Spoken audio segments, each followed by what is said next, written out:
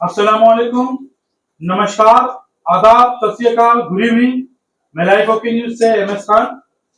और ये बहुत ही हर्ष और गर्व की बात है कि एक बार फिर से स्वतंत्र भारत में हमें नरेंद्र मोदी जी के रूप में तीसरी बार प्रधानमंत्री पद की शपथ लेते हुए देखे गए। पंडित जवाहरलाल नेहरू के बाद स्वतंत्र भारत में प्रथम प्रधानमंत्री कहे जाने वाले पंडित जवाहरलाल नेहरू के बाद, जो कि 1947 से लगातार 1962 तक 3 बार प्रधानमंत्री रहे भारत के, उनके बाद अगर ये गौरव किसी को प्राप्त हुआ है तो वो हमारे आदरणीय श्री श्री नरेंद्र दामोदर दास मोदी जी हैं, जिन्होंने वर्ष 2014 से अब तक 2 बार प्रधानमंत्री पद की शपथ ले ली थी। अभी फिर 2024 में उन्होंने 4 जून के आए नतीजों के बाद एक बार फिर से प्रधानमंत्री पद की उन्होंने शपथ ली। साथ ही उनके मंत्रिमंडल में शामिल होने वाले मंत्रियों ने भी शपथ ली। ईश्वर की शपथ श्री नरेंद्र दामोदर दास मोदी जी ने ली है और उन्होंने पूरी निष्ठा, ईमानदारी के साथ भारत के संविधान की रक्षा करने की बात कही है और भारत के लोगों की सेवा करने की बात कही है। और यह बहुत ही ऐतिहासिक पल है, स्वर्णिम पल है भारत के लिए कि नरेंद्र मोदी जी तीसरी बार देश के गौरव को प्राप्त कर रहे हैं, देश के प्रधानमंत्री पद को स्वीकार कर रहे हैं।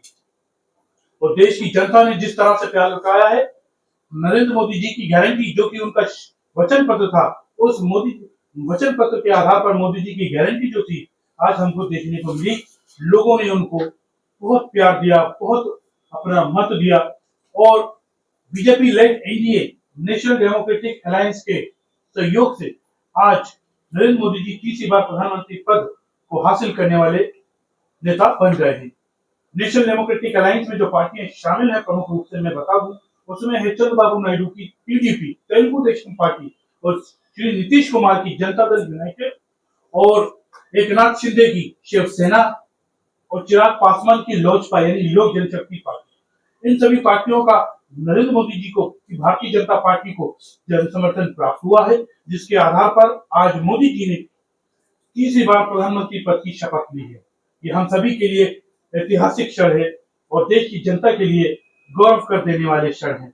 और मैं उम्मीद करता हूं, ये अपेक्षा करता हूं कि तीसरी बार प्रधानमंत्री पद की शपथ लेने के बाद माननीय नरेंद्र मोदी जी फिर से देश के गौरव को इसी तरह से आसमान तक ले जाएंगे, जिस तरह से उन्होंने अपने पिछले कार्यकाल में किया, हमको चांद तक पहुंचा दिया और एक के बाद एक नई सौगातें भारत को मिली। भारत आज राजमार्ग के मामले में दुनिया को आग दिखा रहा है। हमारे यहाँ की सड़कें आज भारत की कनेक्टिविटी को इतना मजबूत और सपाट बना रही हैं कि हम रोड के जरिए भारत में कहीं भी आसानी से पहुंच सकते हैं। तो ये है मोदी जी की गारंटी।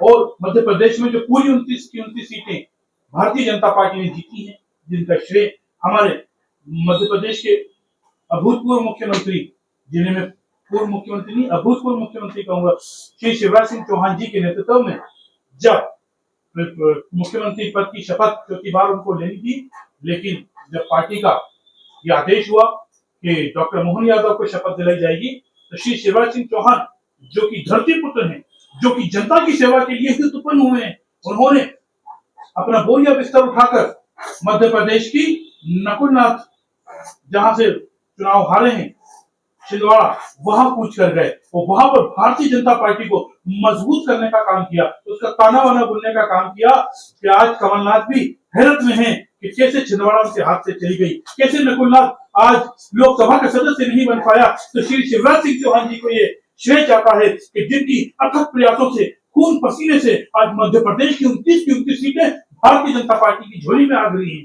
और शिवराज सिंह चौहान जी विदिशा से चुनाव लड़ रहे थे और पूरे भारत में सबसे ज्यादा मतों से जीतने वाले लोकसभा सदस्य हैं।